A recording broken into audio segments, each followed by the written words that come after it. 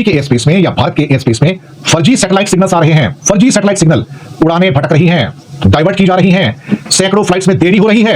ये आसमान में साइबर अटैक कौन कर रहा है? तो दुश्मन देश है हमारे, वो अब भारत के सो कॉल्ड जो इकोनॉमिक स्ट्रेंथ है उस पर वो अटैक करना चाहते हैं। दरअसल आपने कई बार देखा होगा, जो मैंने खबरें दी है कि रशिया और यूरोप के बॉर्डर के ऊपर नेविगेशन सिस्टम गड़बड़ा जाते हैं और रशिया उनको जैम करता है।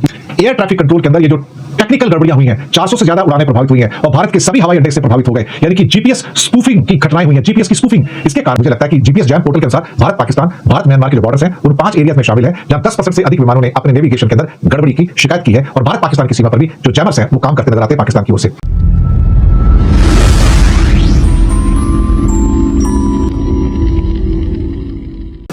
दोस्तों, दिल्ली एयरपोर्ट के ऊपर सैकड़ों उड़ानें प्रभावित हो गई।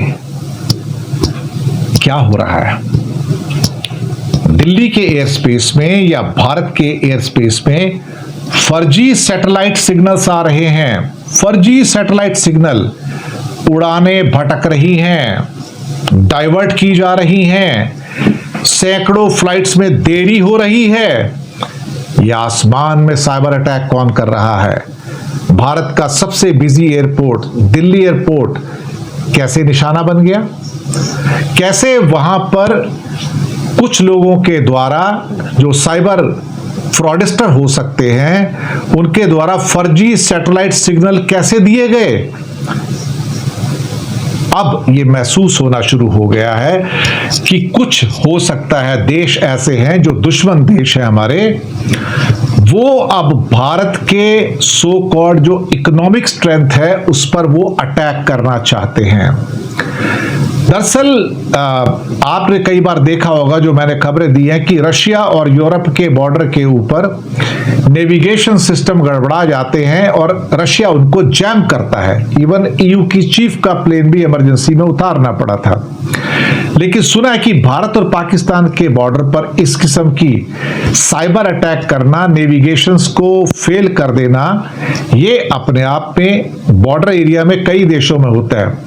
लेकिन दिल्ली एयरपोर्ट के ऊपर ये होना साहब, इंदिरा गांधी एयरपोर्ट के ऊपर होना, ये एक्स्ट्राऑर्डिनरी है।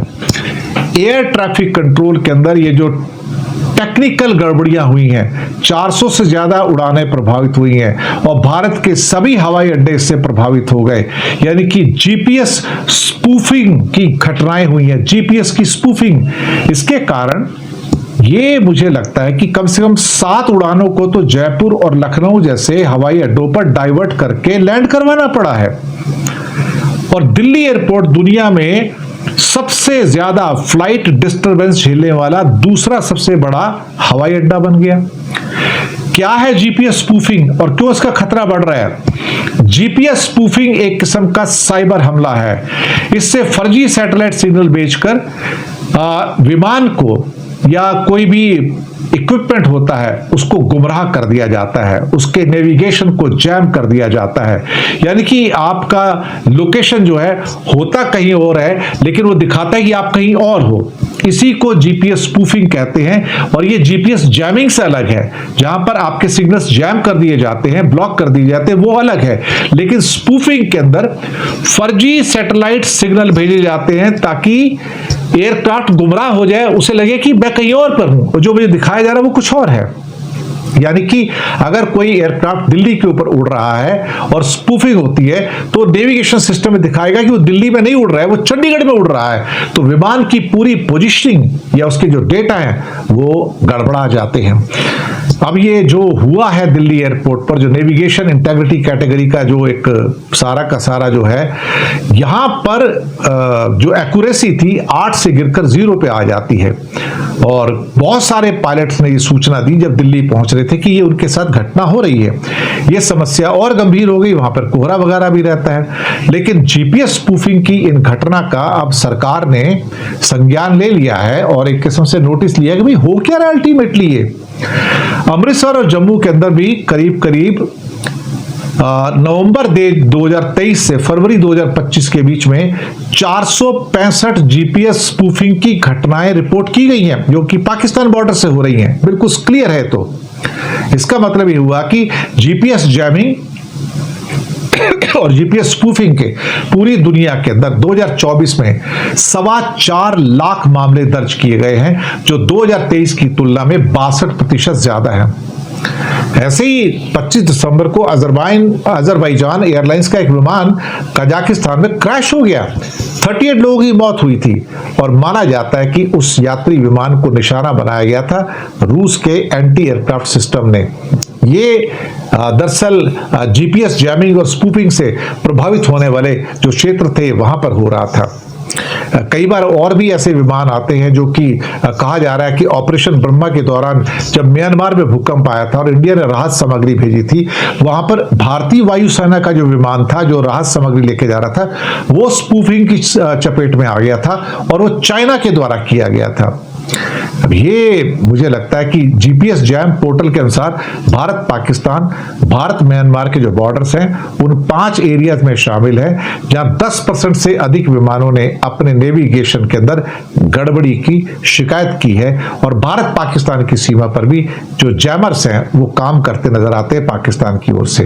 तो साहब, अब हमारी हवाई यात्राएं भी सुरक्षित रही हैं, अब हमारे ऊपर खतरे हैं और हमारी विमानों को और हमारे एविएशन सिस्टम को अब अटैक किया जा रहा है। पाकिस्तान ने ट्रंप का एक जो इल्जाम आया था कि रशिया, चाइना, नॉर्थ कोरिया और पाकिस्तान बिना बताए न्यूक्लियर टेस्ट कर रहे हैं, उसके मुकाबले उनका स्टेटमेंट आया कि हमने कोई न्यूक्लियर टेस्ट नहीं किया है। 1998 के बाद हमने एक भी न्यूक्लियर टेस्ट नहीं किया है। ये जवाब पाकिस्तान की सरकार का आया है और ये जवाब बेसिकली देखा जाए तो ट्रंप के उस रेटोरिक पे आया जिसमें कहा गया था कि पाकिस्तान भी उन कंट्रीज में शामिल है जो न्यूक्लियर टेस्ट कर रहे हैं चुपके चुपके। पाकिस्तान के ऊपर आए उस इल्जाम की जो ट्रंप के कहने से आया है कि हमने जो इन लोगों ने टेस्ट किए हैं, इसमें चाइना, रशिया, नॉर्थ कोरिया और पाकिस्तान लगातार न्यूक्लियर टेस्ट कर रहे हैं और हम कुछ नहीं कह रहे हैं और ये चुपके चुपके कर रहे हैं और अनाउंस भी नहीं करते हैं।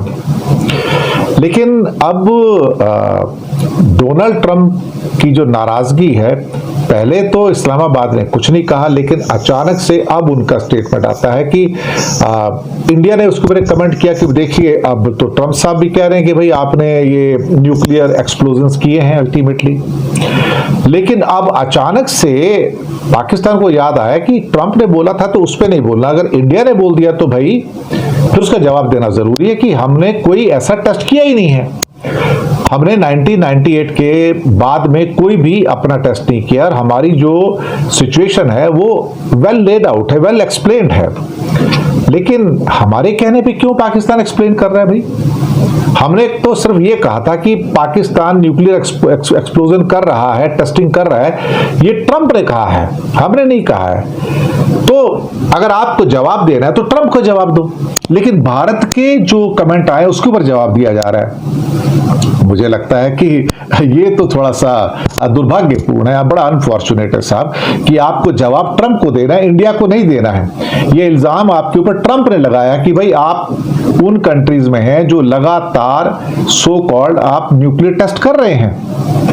पाकिस्तान ने जो न्यूक्लियर जो संधि है, जो एक एग्रीमेंट है कि हम टेस्टिंग नहीं करेंगे, उस पर कभी न्यूक्लियर प्रोलिफरेशन ट्रीटी जो उस पर कभी साइन भी नहीं किए हैं। भारत ने तो साइन भी किया हुआ एटलीस्ट। तो भारत के ऊपर इल्जाम लगाने से कोई फायदा नहीं है।